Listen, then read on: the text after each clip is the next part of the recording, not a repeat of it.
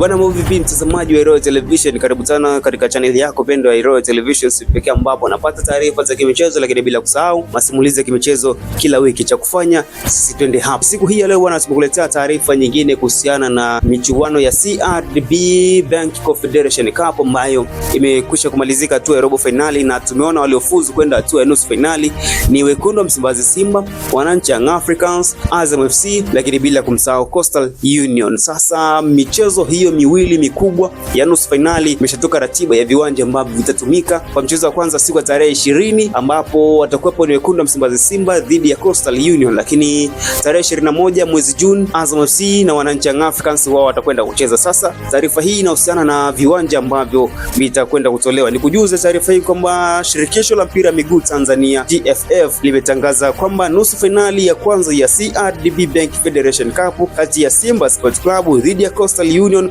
utapigwa katika uwanja wa Sheikh Amri Abedi jijini Arusha Juni 2026. Hiyo itakuwa ni tarehe 20 Mtanzania pamoja na yule ambaye anatutizama nje ya Tanzania. Lakini mchezo mwingine ambao ni finali ya pili bwana, ni nusu finali ya pili ambayo itakuwa ni ya CRDB Federation Cup ambayo ni Azam FC dhidi ya wananchi Young Africans. Hiyo mechi itakwenda kupigwa katika dimba la CCM Kirumba jijini Mwanza siku ya Juni 21, 2026 Tanzania pamoja na yeye anayetutizama nje ya Tanzania. Sasa mimi nimemaliza kukujuza taarifa. Sasa ninachotaka ni kujua kwamba na wewe kwa upande wako basi unadhani finali wanakwenda kukutana nani na nani? Je, tunaweza tukashuhudia finali kati ya Simba na Azam, au tunaweza kushuhudia finali kati ya Simba na Yanga, au tunaweza kushuhudia finali kati ya Azam na Coastal Union, au tunaweza kushuhudia Azam pamoja au Coastal Union na Yanga? Sasa lolote linaweza kutokea.